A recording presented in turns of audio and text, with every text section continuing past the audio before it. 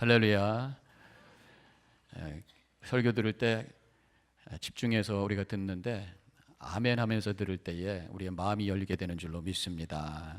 그냥 들으면 머릿속에 와요. 그런데 아멘을 들을 때 그것이 가슴 속에 와서 그것이 나에게 뜨거움이 되고 감동이 되고, 감동이 될 때에 변화가 우리 가운데 일어나게 되는 줄로 믿습니다.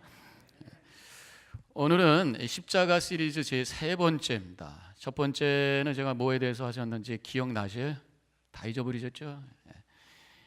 십자가의 의미에 대해서 제가 말씀을 드렸고요. 두 번째는 십자가의 능력을 체험하라는 말씀을 드렸습니다. 십자가의 의미를 깨닫는 것은 십자가를 멀리서 보는 것이라고 한다면, 십자가의 능력을 체험하는 것은 십자가를 붙드는 것이라고 할 수 있어요.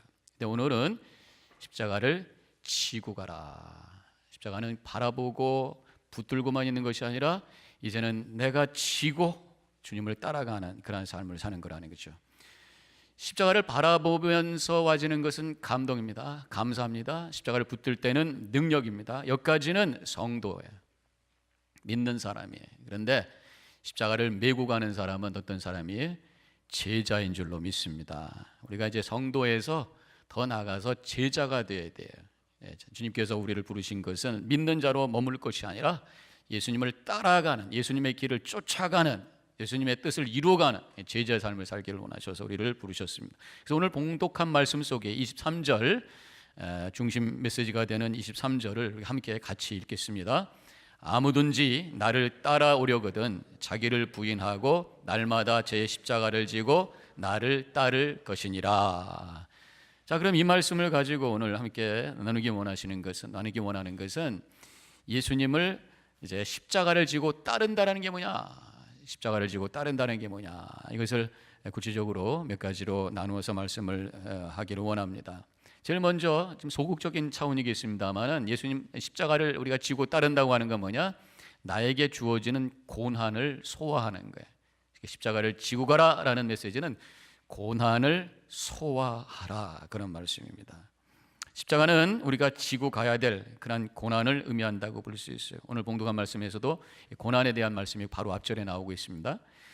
우리가 이 세상 사는데 세상은 불안전합니다. 인간의 죄성 때문에 사람들이 죄 가운데 있고, 그러다 보니까 세상은 불안전한 세상이 되어서 이 세상을 사는 것 그 자체가 반드시 따라오는 것이 고난과 어려움과 갈등과 문제, 또 육신을 가졌기 때문에 아픔이 오고 질병이 오는 것 당연하다, 그런 말씀이죠.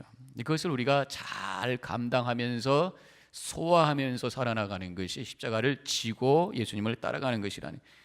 성경에도 고난은 너무나도 당연한 것이라는 표현이 여기저기 나오는데, 우리 고난에 대한 메시지가 아주 가득 차 있는 욥기서에서 욥이 이렇게 고백을 합니다. 욥기 5장 7절에서 인생은 고난을 위해서 났나니 불티가 위로 나름 같으니라. 불티라는 게 뭐예요? 장작을 떼면 당연히 따라오는 게 있어요. 불티가 위로 탁탁 튀어오른다, 그런 얘기입니다. 불이 안 붙으면 없어요. 불이 붙으면, 장작에 불이 붙으면 불티가 올라가는 거예요. 인생이 살아있으면 불티처럼 올라가는 게 있다. 그것이 바로 고난이라는 것입니다. 그래서 이 고난이라고 하는 것은 우리가 살아있는 동안에 당연히 따라오게 되어 있는 것이다 라는 것을 이렇게 표현하고 있는 것입니다. 이 고난이라고 하는 것은 내가 선택하기 전에 이미 주어지는 거죠. 상당히 수동적인 것입니다. 그래서 당한다는 얘기입니다. 고난을 당한다, 어려움을 당한다. 우리가 고통이라는 단어가 영어로 passion이라는 단어를 쓰죠. 그 열정이라는 단어도 되지만 고통이라는 단어가 있고, 그 passion에서 파생되는 passive라는 그 수동적이라는 단어가 있잖아요. 그래서 이 passion은 passive하다, 고난은 수동적이다, 그런 얘기예요. 내가 당하는 것이다. 근데 이 고난이라고 하는 것이 그저 한두 번 당하는 것이 아니라 인생의 과정 속에서 자꾸만 하나 지나간 것 같은데 또 오고, 또 하나 지난 것 같은데 또 오고, 물질적으로 힘들었는데 그 다음에 관계가 힘들었는데 그 다음에 영적으로 문제가 생기고 건강에 문제가 생기고, 자꾸만 이것이 반복되어서 우리에게 오는 것이라는 거예요. 그래서 어떤 분은 인생의 고난이라고 하는 것을 파도로 비유를 합니다. 파도가 한번 넘어갔는데 또 오는 거예요. 계속해서 오는 거예요. 파도를 어떻게 피하려면 어떻게 합니까? 바다에서 빠져나오는 것밖에 없어요. 그래서 인생의 바다에 우리가 살고 있을 때는 파도와 같은 고난이 계속 오게 되어 있어요. 방법은 없습니다. 그걸 빠져나오는 거, 세상을 떠나는 것밖에 없는 거죠. 그래서 문제는 이 파도에 대해서 어떠한 자세로 대하느냐가 중요해요. 어떤 사람은 파도를 바라보면서 무서운 걸로 생각하고 파도에 부딪혀서 넘어집니다. 근데 어떤 사람은 파도에 뛰어 올라가요. 보드를 가지고 서핑을 하는 거죠. 그래서 오히려 파도를 즐기는 사람이 있는 거예요. 그 인생의 파도처럼 다가오고 있는 이 고난을 거기에 넘어지고 쓰러지는 사람이 있어요. 그러나 우리 믿는 사람들은 이 파도와 같이 다가오는 고난을 통해서 새로운 차원의 삶의 지평이 열리는 그러한 놀라운 은혜 가운데 거하는 삶을 사는, 이것이 바로 십자가를 지고 가는 삶이라는 거죠. 그래서 로마서 5장 3절과 4절에 이렇게 고백을 하고 있습니다. 같이 함께 읽겠습니다. 우리가 환난 중에도 즐거워하나니 이는 환난은 인내를, 인내는 연단을, 연단을 소망을 이루는 줄 알미로라. 어저께 우리 토요일 새벽기도 때 이 말씀에 대해서 제가 많이 풀어서 말씀을 나누었습니다만은, 고난이 올 때 즐거워하라. 물론 고난이 왔다고, 어려움이 왔다고 얼쑤 좋다 춤추는 사람이 있으면 정신이 좀 이상한 사람이겠죠. 근데 즐거워하라는 얘기는 뭡니까? 적극적으로 받아들이라. 피하는 거로 받아들이는 것이 아니라 왔으니까 그것을 아예 내가 삼켜버리라 이거죠. 그래서 그것을 나의 영적으로 건강하게 만드는 영의 양식으로 소화를 시켜버려라 그런 말씀입니다. 우리가 이 예레미야 선지자, 눈물의 선지자라고 그러죠. 이 고난 속에서 눈물로 이스라엘 백성들에게 말씀을 선포했던 이 예레미야가 이 고난에 대해서 깨달은 바가 있어요. 그래서 그가 슬픔의 노래 예레미야 애가를 졌는데, 거기에 3장 18절부터 20절에 이렇게 고백을 합니다. 내 고초와 재난 곧 쑥과 담즙을 기억하소서. 내 마음이 이것을 기억하고 내가 낙심이 되오나 이것을 내가 내 마음에 담아두었더니 그것이 오히려 나에게 나의 소망이 되었사옴은, 그렇게 말씀하고 있어요. 고난이 올 때에 기억했다, 머리로만 생각을 했더니 낙심이 되더라. 논리적으로만, 머리로만 고난을 받아들였더니 계산을 해보니까 나중에 망할 것 같아요. 계산을 해보니까 다 무너질 것 같아요. 그래서 걱정과 근심과 좌절과 실망으로 넘어지게 되더라는 것이요. 머리로 기억하는 것이 아니라 가슴에, 마음에 담으라. 마음에 담으라. 마음에 담으라는 건 뭡니까? 내 존재의 깊은 곳에 담으라. 그것을 삼켜버려라. 그것을 소화해버려라. 그래서 영혼의 양식으로 삼아버려라. 그러면 그 고난을 통해 하나님의 뜻이 발견되고, 고난을 통해 우리의 영혼이 성장하게 되고 성숙하게 되고, 그래서 고난을 통해 소망이라고 하는 꽃이 피고 성숙이라고 하는 열매가 맺는 그러한 복된 삶을 살게 될 줄로 믿으시기를 바랍니다. 그 바다에 떠다니는 선박 밑에는 평행수가 있다고 그러죠. 그래서 물을 오히려 바다 밑에다가, 배 밑에다가 채웁니다. 지금 짐도 많은데 거기다 물까지 집어넣으면 얼마나 무겁겠어요. 그래도 바닥에다가 물을 채워야, 평행수를 가득히 채워야, 물론 짐과 같이 무겁고 배가 가는데 여러 가지 에너지가 더 들고 또 엔진도 더 많은 가동을 해야 되고 가스도 더 많이 들지만, 그렇지만 그 밑에 평행수가 묵직히 있어야 균형을 잡는 거예요. 그래서 파도가 칠 때 넘어지지 않고 배가 중심을 잡고 목적지를 향해 갈 수 있게 되었다라고 하는 거죠. 어떤 면에서 보면 하나님께서 우리에게 주시는 고난이 그런 게 아닐까 싶습니다. 그것을 우리가 십자가로 받아들일 때에 내 안에 그것이 때로는 무거운 짐과 같이 느껴져요. 그렇지만 그것이 내 존재 속에 깊이 들어왔을 때에 인생을 깊게 체험하면서 흔들림이 없이 영적으로 무너지지 않냐고, 오히려 이 고난 때문에 주님 앞에 기도하게 되고, 고난 때문에 하나님을 찾게 되고, 고난 때문에 하나님의 말씀이 더 깊게 깨달아지기 시작하면서 우리 영혼의 깊은 차원을 경험하면서 주님께서 원하시는 그 길을 향해 걸어가게 되는 줄로 믿으시길 바랍니다. 그래서 야고보서 5장 13절에서 야고보가 이렇게 고백을 합니다. 너희 중에 고난은 당하는 자가 있느냐? 저는 기도할 것이요. 고난이 왔을 때 그것을 그냥 짐으로만 느끼는 사람은 그냥 짐이에요. 그러나 고난이 왔을 때 그것을 가지고 기도하는 자는 그것이 십자가가 되고, 그것이 우리의 삶을 깊게 하고 하나님의 뜻을 이루는 귀한 것으로 바뀌게 되는 줄로 믿습니다. 그래서 이 고난 때에 우리가 그걸 잘 감당해야 되겠는데, 여러 가지 어려움이 오면은요, 우리가 다른 사람을 이렇게 보게 되잖아요. 그러면 어떤 느낌이 듭니까? 나만 힘든 것 같아. 그래서 Why me?라는 그런 고백. 왜 나만입니까? It's unfair. 불공평합니다. 이런 고백이 나올 수가 있어요. 다른 사람 보면 더 행복한 것 같아요. 다른 사람은 문제 없는 것 같아요.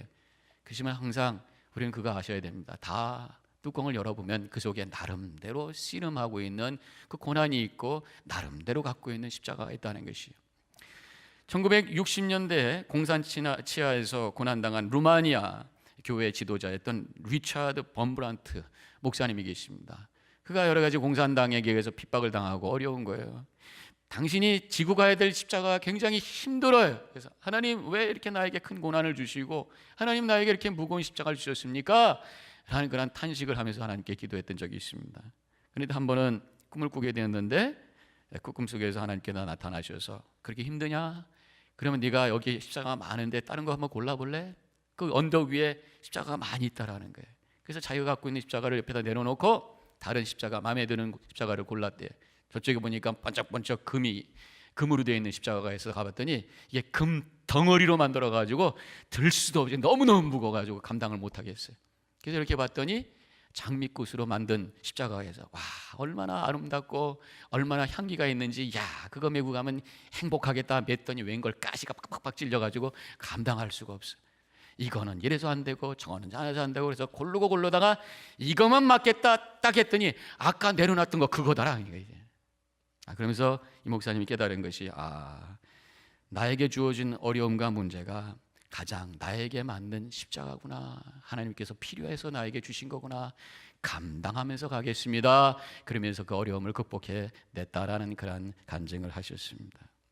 하나님께서 나에게 주신 십자가, 그것이 나에게 필요한 것으로 하나님께서 주신 줄로 믿으시길 바랍니다. 다른 사람들은 황금에 둘린 삶을 사는 것 같아요. 근데 알고 보면 그 사람도 무거운 짐이 있어요. 저 사람은 장미꽃 속에서 사는 것 같아요. 그렇지만 그 사람도 가시에 찔리면서 힘들어하는 게 있다, 그런 얘기예요.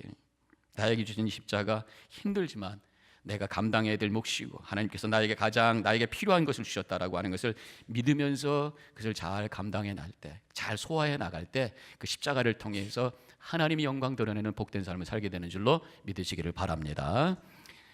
두 번째로 십자가를 지고 하라는 말씀이 무엇이냐? 책임을 지는 삶을 살아가는 거예요. 책임을 감당하라는 것입니다. 예수 믿는 사람에게는 십자가가 단순히 당하는 고난을 의미하지 않습니다. 더 나아가서 적극적으로 주님의 뜻을 위해서 내가 감당해야 될 책임이 있다라는 거예요. 당하는 고난에서 끝나는 것이 아니라 우리 믿는 사람들은 선택하는 고난도 있어요. 이것이 위대한 차원입니다. 이것이 십자가예요. 하나님의 나라를 이루기 위해서 때로는 내가 선택하는 어려움도 있다, 그런 얘기예요. 가정을 세우고 교회를 세우고 이 땅에 하나님 나라를 세우기 위해서 내가 선택해서 메고 가야 될 그 십자가가 있다. 그게 뭐냐? 책임이라. 내가 감당해야 될 책임이 있다는 것입니다. 이 세상에서, 이 역사 속에서 가장 큰 책임, 가장 위대한 십자가를 지셨던 분이 계세요. 바로 예수 그리스도이신 줄로 믿습니다. 모든 인류의 그 죄값을 치러주시기 위해서 십자가에 달리신 예수님, 가장 큰 책임을 감당하셨던 거예요. 물론 책임 감당하는 것은 쉬운 게 아닙니다. 예수님도 십자가 지실 때 얼쑤하면서 달려들지 않으셨어요. 겟세마네 동산에서 땀방울이 핏방울이 되도록 눈물 뿌리며 몸부림치며 기도하셨던 분이시고, 십자가에 달리셨을 때도 마가복음 15장 34절에 제9시에 예수께서 크게 소리 지르시며 엘리 엘리 라마 사박다니 하시니, 이를 번역하면 나의 하나님 어찌하여 나를 버리셨나이까 절규하면서 고통스러워했던 예수님, 책임 감당한다고 하는 건 쉬운 게 아니에요. 그러나 그 십자가를 받아들이셨기 때문에, 그 십자가 위에 달려 돌아가셨기 때문에 모든 인류를 향한 구원의 길이 활짝 열리게 되는 축복이 임하게 된 줄로 믿으시기를 바랍니다. 예수님께서 말씀하시기를 우리가 예수님을 따라가려면 제 십자가를 지고 나를 따르라고 그랬어요. 예수님은 예수님이 지셔야 할 십자가가 있으시고, 우리 모두 각자가 자신이 지어야 할 십자가가 있다, 그런 얘기예요. 그 말씀은 뭡니까? 우리의 삶 속에서 우리가 감당해야 될 책임들이 있다는 거예요. 가정을 에덴 동산으로 만들기 위해서 우리가 져야 될 책임이 있어요. 교회를 영적인 공동체로 세우기 위해서 감당해야 될 책임이 있습니다. 우리 직장을, 또 우리 주변의 사회를 하나님의 뜻에 맞게 세우기 위해서 우리가 감당해야 될 책임들이 있다는 것입니다. 책임이라고 하는 것은 무거워요. 그래서 책임지기 싫어하는 분들이 많이 있습니다. 책임지는 것이 어렵습니다. 나는 아니야, 나는 몰라, none of my business 하면서 책임을 안 지려고 그래요. 책임을 회피합니다. 거기까지 좋은데 한 걸음 더 나가서 책임을 전가하죠. 저 사람 때문에 그렇습니다. 원망합니다. 이것 때문에 그렇습니다. 그것 때문에 그렇습니다. 블레이밍합니다. 그러면서 오히려 문제가 커지는 것을 보게 됩니다. 우리가 인간관계에서 갈등이 생기고 부부싸움하는 게 뭡니까? 당신 때문이라는 거예요. 당신이 잘못했다라는 거예요. 이 문제는 당신이 이렇게 했다는 거예요. 그러다 보니까 문제가 해결이 되지 않고 계속 갈등과 싸움이 생기는 것을 보게 됩니다. 바로 이것이 최초의 인간의 모습이 책임, 전가, 원망. 아담과 하와가 그랬지 않았었어요? 하나님께서 선악을 알게 하는 나무의 열매를 따먹지 말라고 했을 때 뱀에 의해서 꼬임받아서 아담이 먹게 되었고 그것을 하와에게 나누게 되었고 서로 하와가 먼저 먹었죠. 그 다음에 아담이 먹게 되었고 이런 여러 과정을 통해서 주님께서 왜 그것을 먹었느냐 했을 때에 아담이 했던 얘기가 뭡니까? 하나님이 주신 저 여자가 그렇게 얘기합니다. 또 하와는 뭐라 그럽니까? 저 뱀이 책임 전가를 한 거예요. 그래서 첫째 아담은 책임 전가한 사람이에요.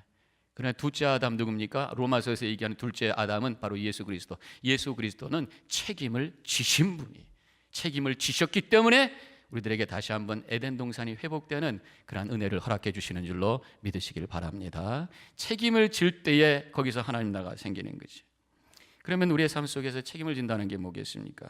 바로 십자가를 진다는 게 뭐겠어요? 부부의 갈등 속에서, 인간간의 갈등 속에서 책임을 지는 게 뭡니까? I'm sorry 하는 거죠. 내가 미안합니다. 그래 사과하는 것이. 교회에서도 내가 하겠습니다. 책임지는 사람이 있어요. 그래도 우리 체리힐제일교회가 40년 동안 이렇게 성장하고 교회가 움직이는 것은 그래서 내가 하겠습니다. 책임지는 사람들이 여기저기 있기 때문에. 아무도 나 못해요. 제가 연말만 되면 굉장히 힘듭니다. 뭘 부탁하면 목사님 나 못해요. 안 해요. 할 수 없어요. 그런 분들이 많이 계시죠. 그럼에도 불구하고 아멘 해보겠습니다 하는 분들 때문에 그래도 교회가 이렇게 움직이고 또 앞으로 그런 분들이 더 많아질 때에 우리 교회를 통해서 하나님께서 더 큰 위대한 역사를 이루게 됨을 믿으시기를 주님의 이름으로 간절히 축원합니다. 체리교회 모아는 분들이 하나님 내가 감당하겠습니다. 십자가를 지고 나갈 때에 이 교회를 통해서 하나님의 위대한 역사가 일어나게 되는 믿으시기를 주님의 이름으로 간절히 축원합니다. 축원합니다. 언젠가 제가 새벽기도 때 나눴던 얘기입니다만은 이 창세기 뒷부분에 가면 요셉 얘기가 나옵니다. 요셉의 형들과 이제 갈등이 있었잖아요. 요셉의 형들이 요셉을 미워해가지고 팝니다. 그래가지고 애굽으로 노예로 팔려가게 됩니다. 근데 요셉은 하나님 잘 의지하고 그래서 하나님이 지혜 주셔가지고 감옥에도 갔지만 꿈을 잘 해몽하게 되고 나중에 바로의 신임을 받아가지고 이 흉년을 대비하는 총리로 세움을 받게 되죠. 그래서 이제 요셉은 총리가 돼가지고 큰일 감당합니다. 한편 이 야곱과 그 아들들, 즉 요셉의 형들 지금 가뭄이 들어가지고 먹을 게 없는 거죠. 그래서 곡식을 사기 위해서 애굽으로 내려갑니다. 총리 앞에 갑니다. 동생인지 모릅니다. 근데 요셉은 압니다. 형들인 줄 압니다.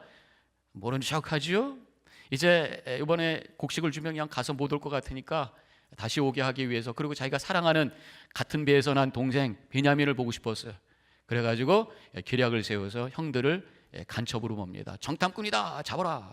그래가지고 나중에 시몬이라고 하는 둘째 형님만 인질로 남겨놓고 나머지는 다 보내게 됩니다. 그래서 다시 돌아오게 돼요.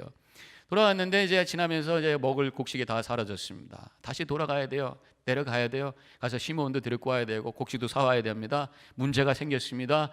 그래서 이제 베냐민을 데리고 가야 됩니다. 안 그러면 시몬은 안 준다고 그랬으니까 그래서 베냐민 데려간다고 그랬더니 야곱 아버님이 난리가 났습니다. 요셉도 죽었고 죽은 줄 알죠. 시몬도 지금 잡혔고 그런데 지금 베냐민까지 니들 데리고 와가지고 또 아들 하나 이렇게 하려고 그러냐 안 돼. 그래서 버팅깁니다. 문제가 해결이 안 되는 거예요. 밥도 먹어야 되고 곡식도 사와야 되고 시몬도 데리고 와야 되는데 해결이 안 됩니다. 그때 장남 루벤이 일어나서 제가 책임지겠습니다. 베냐민을 데리고 올 테니까 못 데리고 오면은 우리 두 아들을 죽이소서.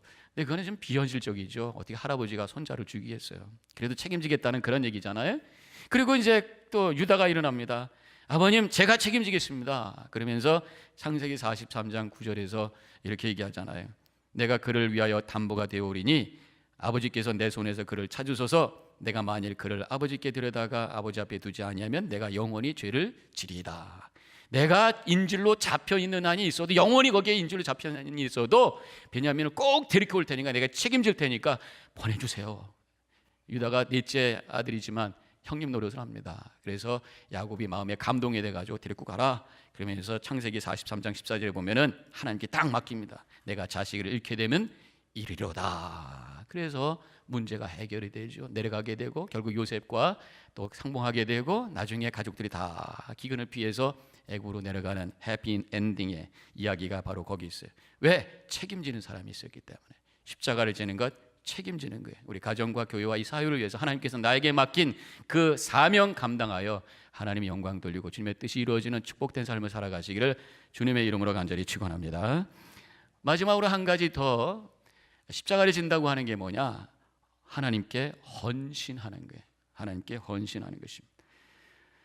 오늘 봉독한 말씀에, 아까도 우리가 봉독한 말씀입니다만, 함께 읽었던 말씀입니다만은, 아무든지 나를 따라오려거든 자기를 부인하고 날마다 제 십자가를 지고 나를 따를 것입니다. 그런데 여기서 십자가를 지고 따르라고 하셨는데 그 앞에 자기를 부인하고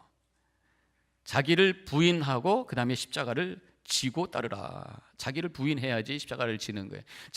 십자가를 진다고 하는 것은 결국 자신을 부인하는 거라고 말씀할 수 있습니다. 자신의 욕심을 내려놓는 거야. 부인하고 존재를 거부하고 끝나는 것이 아니라 내 욕망과 욕심을 위해서 살던 나를 내려놓고 이제 하나님께 나를 드리는 헌신의 결단을 하는 것이 십자가를 지고 간다, 그런 말씀이라는 것입니다. 십자가를 지금 지고 가는 목표가 어디입니까? 예수님께서 십자가를 지고 어디로 가신 거예요? 그냥 지고 가다가 집으로 돌아가신 그게 아니잖아요. 골고다 언덕 위에 십자가를 세워놓고 거기서 십자가에서 달리시기 위해서 올라가는, 우리가 십자가를 지고 간다라고 하는 것은 내가 주님과 함께 십자가에 매 달리기 위해서 가는 거예요. 나를 부정하는 과정이 바로 십자가를 지는 것이. 그래서 갈라디아서 2장 20절, 우리가 너무나도 잘 알고 있는 구절이죠. 같이 함께 크게 읽겠습니다. 내가 그리스도와 함께 십자가에 못 박혔나니 그런즉 이제는 내가 사는 것이 아니요 오직 내 안에 그리스도께서 사시는 것이다. 나를 부정하고, 즉 나의 욕심과 나의 욕망과 죄된 모습을 십자가에 달고, 그래서 주님과 함께 내가 죽을 때에 이제 내 안에서 그리스도께서 다시 사시는 새로운 존재로 변화가 되어서 하나님께 쓰임받는 그런 인생으로 내가 살게 되는, 이것이 바로 나를 부인하는 모습이라는, 십자가를 지고 가는 모습이라는 것입니다. 십자가를 여러분들 한번 쳐다보세요. 우리 십자가는 참 멋있게 생겼습니다. 그렇죠? 근데 이 쉐입, 모양을 보면서 여러분들이 생각나는 게 있어요. 수학하고 관계돼요. 조금 다리가 길지만 거기서 플러스, 더하기가 생각나죠. 그렇죠? 그 십자가는 누군가 그렇게 얘기합니다. 더하기라고. 십자가를 바라보면서 사는 사람은 더하는 삶을 사는 거예요. 은혜를 더하고 사랑을 더하고 인색한 삶이 아니라 좀 더 더해주는 삶을 사는 거예요. 그런데 그 십자가를요 지고 간다고 생각해봐요. 지려면 어떻게 해요? 약간 옆으로 돌려야 되겠죠? 그럼 어떻게 됩니까? 곱하기로 바뀌어지는 거예요.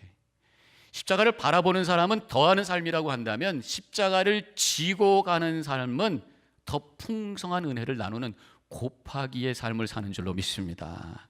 다른 사람들에게 더 나눠지, 2 더하기 2가 아니라 2 곱하기 2가 돼서 또 2 곱하기 3이 되고 2 곱하기 7이 되고 더 곱하는 거예요. 더하기보다 곱하기 훨씬 더 증폭이 되잖아요. 더 많아지잖아요.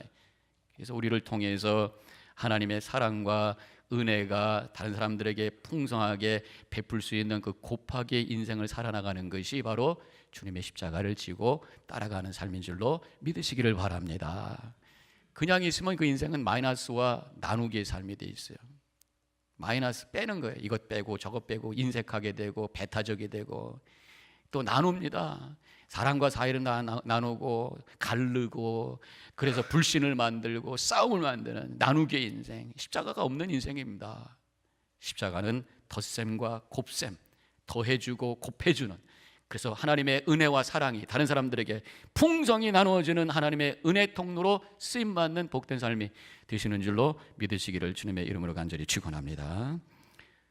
제가 얼마 전에 그 목사 안수 과정 리트릿에 갔을 때 거기 어떤 목사님, 미국 목사님이 설교를 하는데 제가 거기서 십자가의 아주 새로운 이미지를 하나 발견했어요. 사진 하나 보여드릴게요. 바로 이겁니다. 십자가에 달리신 예수 그리스도, 변압기. 그런데 우리는 변압기 그러니까 이 뉘앙스가 별로예요. 근데 영어로는 이 변압기를 뭐라고 그러냐면 트랜스포머 그러면 장난감이 생각나죠. 뭐 로봇 됐다가 뭐 트럭이 됐다가 영화에서 나오는 트랜스포머 그거 아니라 일렉트릭 트랜스포머 이걸 트랜스포머라고 하더라고요 영어로. 그러니까 지금 성전소에서 발전기에서 직접 오고 있는 이 전력은 엄청난 수만 볼트예요. 그것을 직접 집으로 갖다 연결시켜서 가전제품 갖다 꼈다 그러면 다 폭발이 돼요. 다 불나는 거예요. 아무것도 못해요. 이것을 이 트랜스포머에다 연결시키면 그것이 필요한 것으로 바뀝니다. 그래서 가정에게 전기가 들어와서 불이 켜지고 밥을 해 먹을 수 있고 따뜻한 집에서 아니면 에어컨이 돌아가는 거예요. 요즘에 우리 전기 없이는 살 수가 없습니다. 몇 년 전에 그 스톰 샌디가 왔을 때 저희 집은 5일 동안 전기가 안 들어왔어요. 아주 뭐 사는 게 너무너무 힘들고 집에 들어가는 게 별로 싫어요. 교회는 그때 불이 들어와요. 집에 들어가면 껌껌합니다. 물론 촛불 켜놓으니까 첫날은 무드 잡힌다 그러죠. 이게 5일 동안 그래봐요. 무드가 아닙니다. 비참해요. 빨리 가서 그냥 할 거 없으니까 빨리 잡시다. 이거밖에 할 게 없어요. 그래서 전기가 없다는 게 정말 끔찍하더라고요. 그래서 이 트랜스포머가 얼마나 중요하냐. 이 트랜스포머를 통해서 필요한 전력이 공급되는 바로 이것이 십자가. 그냥 하나님께서 우리에게 직접 주시는 것은요 아주 강렬한 거예요. 그래서 때로는 우리 죄에 대해서 강렬한 하나님의 진노가 올 수도 있고요. 하나님의 강력한 에너지. 그렇지만 예수님께서 십자가에서 달려 돌아가셔서 그것을 우리에게 필요한 은혜로 바꿔주신 이것이 바로 트랜스포머 예수 그리스도의 십자가인 줄로 믿으시기 바랍니다. 우리가 십자가를 지고 한다는 게 뭐냐? 나도 예수님과 같이 트랜스포머로 사는 거예요. 다른 사람들에게 필요한 것을 나누어주는 하나님께서 나에게 주시는 그 은혜와 하나님의 능력을 내가 담고 다니는 것이 아니라 그것을 다른 사람들에게 필요한 것으로 나눠줄 수 있는 그것이 복음이 될 수도 있고 하나님의 사랑이 될 수도 있고 주님의 생명의 능력이 될 수 있고 이것이 바로 십자가를 지고 가는 삶이고 그래서 이것이 바로 더하기의 인생이고 이것이 곱하기의 인생이고 하나님께 쓰임받는 복된 인생인 줄로 믿으시기를 바랍니다. 이제 오늘 십자가를 다시 한번 바라보시고요. 십자가의 의미를 새롭게 깨달으시고 십자가의 능력을 체험하시고 더 나아가서 이제 십자가를 내가 쥐고 예수님을 따라가는 제자로서 세상을 변화시키는 하나님의 뜻을 이루는 복된 삶을 살아나가는 여러분과 제가 되기를 주님의 이름으로 간절히 축원합니다. 기도하십시다. 이 시간에 잠깐 묵상합니다. 내가 십자가를 지고 가는 삶을 살고 있는가? 먼저 고난을 소화하는 그런 삶, 나에게 주어진 고난을 나에게 준 십자가로 믿고 묵묵히 잘 감당하며 나가는 삶. 또한 이 세상을 하나님 나라로 세우기 위해서 내가 감당해야 될 그 책임을 내가 여기 있사오니 나를 써주셔서 고백하며 살아나가는 삶을 살고 있는가? 더 나아가서 예수님의 십자가를 내가 메고 곱하기와 더하기의 인생을 살아나가는 다른 사람들에게 덕과 은혜를 끼치는 은혜의 통로로 쓰임받고 있는가 한번 점검해 보시기 바랍니다.